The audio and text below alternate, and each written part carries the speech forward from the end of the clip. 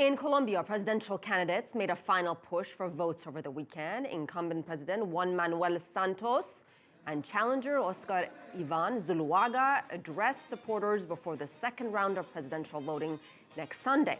Santos remains committed to continue peace talks with the FARC rebel group, while Zuluaga has criticized those talks. If candidates do not receive 50% of the vote in the first round, a runoff vote is required. Well, attacks by Boko Haram militants show no sign of ending in northeastern Nigeria. The Nigerian military says it foiled an attack near Borno and Adamawa states. 50 Boko Haram insurgents were killed. Now, 2 days earlier, the group kidnapped 20 women near the village of Chibok. That's the same village where Boko Haram made international headlines after kidnapping more than 200 schoolgirls in April. As Deji Badmus reports, this is just the latest in a series of confrontations between the terrorists and regional governments in Nigeria and neighboring Cameroon.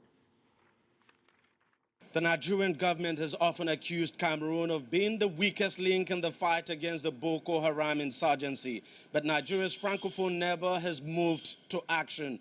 Before this latest incident, the country's security forces reportedly killed about 60 insurgents last Wednesday, shortly after the sect had carried out a raid in 3 remote border villages in Nigeria's Borno state.